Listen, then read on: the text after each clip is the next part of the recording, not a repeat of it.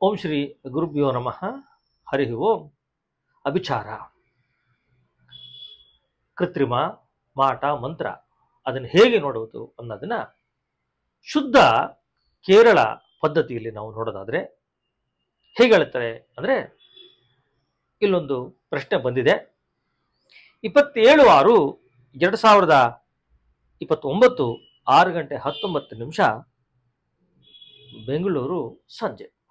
27/6/2029 6:19 ಸಂಜೆ ಬೆಂಗಳೂರು. ಏನ್ ಕೇಳ್ತಾರೆ ಇವರು? ನಮಗೆ ಅಭಿಚಾರ ಆಗಿದೆಯಾ ಅನ್ನೋ ಒಂದು ಪ್ರಶ್ನೆ ಕೇಳ್ತಾ ಇದ್ದಾರೆ. ಹಾಗಿದ್ರೆ ಒಂದು ಅಭಿಚಾರ ಅಂದಾಗ ನಾವು ತತ್ಕಾಲ ಪ್ರಶ್ನ ಕುಂಡಲಿಯನ್ನು ಹಾಕೋಬೇಕು. ಆ ಕುಂಡಲಿಯ ಪ್ರಕಾರ ಧನಸ್ಸು ಲಗ್ನ ಆಗಿದೆ. ಯಾವಾಗ ಧನಸ್ಸು ಲಗ್ನಕ್ಕೆ ಶುಕ್ರ ಮತ್ತೆ ಬುಧರು ಸಂಬಂಧ ಬರುತ್ತೋ, ಯುತಿ ಆಗಲಿ ಸಮಸಪ್ತಕ ಆಗಲಿ ಬಂದಾಗ ಅದು 100ಕ್ಕೆ 100 ಅಭಿಚಾರ ಆಗಿದೆ ಅನ್ನೋದು ಕನ್ಫರ್ಮ್ ಆಗ್ತದೆ. ಇನ್ನು ಹಾಗೇನೆ ಅಭಿಚಾರಗಳಲ್ಲಿ 2 ಅಭಿಚಾರ, ಒಂದು ಕ್ಷುದ್ರಾಭಿಚಾರ, ಒಂದು ಮಹಾಭಿಚಾರ ಅಂತ 2 ರೀತಿಯಾಗಿರ್ತಕ್ಕಂಥ ಅಭಿಚಾರ ಇರ್ತದೆ. ಆ 2 ರೀತಿಯಾಗಿರ್ತಕ್ಕಂಥ ಅಭಿಚಾರದಲ್ಲಿ ಇದು ಯಾವ್ದು ಆಗಿರಬಹುದು ಅಂತ ನಾವು ನೋಡೋದಾದ್ರೆ, ಬಾಧಕ ಸ್ಥಾನದಲ್ಲಿ ರವಿ ಬುಧ ಶುಕ್ರ, ಬಾಧಕ ಸ್ಥಾನದಲ್ಲಿ ರವಿ ಬುಧ ಶುಕ್ರ, ಶುಕ್ರ ಬುಧನನ್ನ ನೀವೇನಾದ್ರೂ ಶುಭ ಗ್ರಹಗಳು ಅಂದ್ಕೊಂಡಿದ್ದೆ ಆದ್ರೆ ಆ ನೈಸರ್ಗಿಕ ಪಾಪಗ್ರಹನಾಗಿರ್ತಕ್ಕಂಥ ಸೂರ್ಯನ ಸಂಬಂಧವನ್ನು ಮಾಡಿರುವುದರಿಂದ ಇದು ಅಭಿಚಾರ ಮಹಾಭಿಚಾರವೂ ಹೌದು, ಶುದ್ಧಾಭಿಚಾರವೂ ಹೌದು, 2ನ್ನೂ ಉಪಯೋಗಿಸಿರ್ತಾರೆ ಅನ್ನೋದಲ್ಲಿ ನಮಗೆ ಕನ್ಫರ್ಮ್ ಆಗ್ತದೆ. ಹಾಗಿದ್ರೆ ಈ ಋಷಭ ಅಂತಕ್ಕಂಥದ್ದು ಶತ್ರುಸ್ಥಾನಾಧಿಪತಿ ಆಗಿರೋ ಕಾರಣ, ಆ ಸಪ್ತಮ ಬಾಧಕ ಸ್ಥಾನ ಬುಧ ನಕ್ಷತ್ರ ಆಗಿರೋ ಕಾರಣ, ಶತ್ರುಸ್ಥಾನಾಧಿಪತಿಯು ಬುಧನ ಕ್ಷೇತ್ರದಲ್ಲಿರೋ ಕಾರಣ ತ್ರಿವರ್ಣದವರು 3 ವರ್ಣದವರು ಸೇರಿ ಮಾಡಿರತಕ್ಕಂಥ ಒಂದು ಅಭಿಚಾರ ಅಂತ ಗೊತ್ತಾಗ್ತದೆ. ಹಾಗಿದ್ರೆ ಈ ಅಭಿಚಾರ ಏನಕ್ಕೋಸ್ಕರ ಮಾಡಿರ್ಬೋದು ಅಂದ್ರೆ, ಯಾವಾಗ ಈ ಅಭಿಚಾರದಲ್ಲಿ ಶತ್ರುಸ್ಥಾನಾಧಿಪತಿ ಆಗಿರತಕ್ಕಂಥವನು 6th ಲಾರ್ಡ್ ಷಷ್ಠಾಧಿಪತಿ ಬಾಧಕ ಸ್ಥಾನದಲ್ಲಿ ಬಂದಾಗ, ಅದು ಬಾಧಕನು ಬುಧನಾಗಿರೋ ಕಾರಣ, ಅಥವಾ ಶತ್ರು ಸ್ಥಾನಾಧಿಪತಿ ಏನಾದರೂ ಕೂಡ ಹೋಗಿ ಬುಧನ ಸಂಬಂಧವನ್ನು ಮಾಡಿದ್ದೆ ಆದ್ರೆ, ಬಾಧಕನು ಬುಧನಾದರೆ ಆ ಅಂತಹ ಸಂದರ್ಭದಲ್ಲಿ ನಾವೇನಂತ ಹೇಳ್ತೀವಿ ಅಂದ್ರೆ, ಕ್ಷೇತ್ರ ಕಾಂಚಾಣಕ್ಕೋಸ್ಕರ ಮಾಡತಕ್ಕಂಥದ್ದು. ಅಂದ್ರೇನು? ಈ ಶತ್ರು ಸ್ಥಾನಾಧಿಪತಿ ಆಗಿರ್ತಕ್ಕಂಥವನು, ಷಷ್ಠಾಧಿಪತಿ ಆಗಿರ್ತಕ್ಕಂಥವನು ಬುಧನ ಕ್ಷೇತ್ರದಲ್ಲೇ ಇರೋದ್ರಿಂದ, ಬುಧನ ಜೊತೆಯಲ್ಲಿರೋದ್ರಿಂದ ಹಣಕಾಸಿನ ಸಂಬಂಧವಾಗಿ, ಅನಂತರ ಬಂಗಾರದ ಸಂಬಂಧವಾಗಿ, ಬಂಗಾರ ಮತ್ತು ಹಣಕಾಸಿನ ಸಂಬಂಧವಾಗಿ ಈ ಅಭಿಚಾರ ಆಗಿದೆ ಅನ್ನೋದು ನಮಗೆ ಕನ್ಫರ್ಮ್ ಆಗ್ತದೆ. ಇನ್ನು ಈ ಶತ್ರು ಸ್ಥಾನಾಧಿಪತಿ ಆಗಿರತಕ್ಕಂಥವನು ಸಪ್ತಮದಲ್ಲಿ ಕಳತ್ರ ಸ್ಥಾನದಲ್ಲಿ ಇರೋದ್ರಿಂದ, ಕಳತ್ರಕ್ಕೆ ಸಂಬಂಧಪಟ್ಟಂತವರು ಕಳತ್ರ ಆಗಿರಬಹುದು, ಅಥವಾ ಕಳತ್ರಿಗೆ ಸಮಾನರು, ಅಥವಾ ಸಪ್ತಮವನ್ನ ವ್ಯಾಪಾರ ಪಾರ್ಟ್ನರ್ ಅಂತ ಕರಿತೀವಿ, ಆ ಪಾರ್ಟ್ನರ್ ಅಥವಾ ಪಾರ್ಟ್ನರ್ಗೆ ಸಮಾನವಾಗಿರತಕ್ಕಂಥವರು ಈ ಒಂದು ಅಭಿಚಾರವನ್ನು ಮಾಡಿರ್ತಾರೆ ಅನ್ನೋದು ನಮ್ಗೆ ಗೊತ್ತಾಗ್ತದೆ. ಇನ್ನು ಈ ಲಗ್ನ ಉಭಯ ಲಗ್ನ ಆಗಿರೋ ಕಾರಣ ಹತ್ತಿರದವರು ಶತ್ರು, ಮೊದಲು ಮಿತ್ರರಾಗಿರ್ತಾರೆ, ಈಗ ಅವರು ದೂರ ಆಗಿರ್ತಾರೆ, ಮಿತ್ರರಂತೆ ಇದ್ದು ಈಗ ಶತ್ರುಗಳು ಆಗಿದ್ದಾರೆ ಅನ್ನೋದನ್ನ ಈ ಲಗ್ನ ಉಭಯ ಆಗಿರೋದ್ರಿಂದ ಗೊತ್ತಾಗ್ತದೆ. ಇದಾದ ಮೇಲೆ ಇಲ್ಲಿ ಕೇತು ದಶಮ ಸ್ಥಾನದಲ್ಲಿದ್ದಾನೆ. ಎಲ್ಲಿಂದ? ಲಗ್ನಕ್ಕೆ ಏನಾದರೂ ಕೇತು ದಶಮ ಸ್ಥಾನದಲ್ಲಿದ್ದು ಅದು ಏನ್ ಹೇಳುತ್ತೆ ಅಂದ್ರೆ, ಅಭಿಚಾರ ಆಗಿರತಕ್ಕಂಥದ್ದು ಕ್ಷುದ್ರಾಭಿಚಾರ.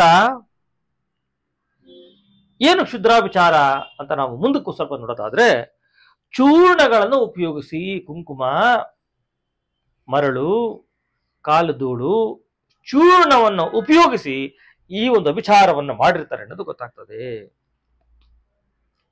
ಆದ್ರೆ ಆ ಅಭಿಚಾರದ ಮಾಡುವಾಗ ಏನೋ ಅವ್ರ ಸಂಕಲ್ಪ ಅಂತ ನೋಡೋದಾದ್ರೆ, ಪರಸ್ಪರ ಕಲಹ ಆಗಲಿ, ಉತ್ಪಾದನೆ ನಿಂತು ಹೋಗ್ಲಿ, ಬುದ್ಧಿ ಇಂದ್ರಿಯಗಳು ಸ್ತಂಭನವಾಗ್ಲಿ, ಇವ್ರಿಗೆ ಬುದ್ಧಿ ಯಾವುದು ಓಡಬಾರ್ದು, ಇವ್ರು ಬುದ್ಧಿವಂತರಾಗಿದ್ರೆ ಇವ್ರ ಬುದ್ಧಿ ಎಲ್ಲ ನಿಂತೋಗ್ಲಿ, ಇವ್ರಿಗೆ ಯಾವುದು ದಿಕ್ಕು ಚೋಚಬಾರ್ದು,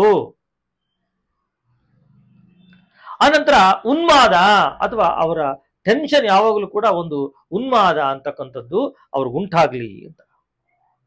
ಸಂಪತ್ತೆಲ್ಲ ನಾಶವಾಗ್ಲಿ, ವಶೀಕರಣ ಆಗ್ಲಿ, ನಾವು ಹೇಳ್ದಂಗೆ ಅವರು ಕೇಳೋ ಮಟ್ಟಕ್ಕೆ ಬರಲಿ, ಅವರಿಂದ ಎಲ್ಲ ನಮ್ಮ ಕೆಲಸ ಕಾರ್ಯಗಳು ಆಗ್ಲಿ ಅನ್ನೋ ಸಂಕಲ್ಪ ಇಟ್ಕೊಂಡು ಮಾಡಿರ್ತಾರೆ. ಅದು ಹೆಂಗ್ ಗೊತ್ತಾಗುತ್ತೆ ಅಂದ್ರೆ, ಯಾವಾಗ ಅಭಿಚಾರ ಅಂತಂದಾಗ ನಮ್ಮ ಗೋಚರದ ಲಗ್ನಕ್ಕೆ ದಶಮದಲ್ಲಿ ಕೇತು ಬಂದಾಗ ಇಂತಹ ಒಂದು ವಿಚಾರ ನಮಗೆ ಗೊತ್ತಾಗ್ತದೆ.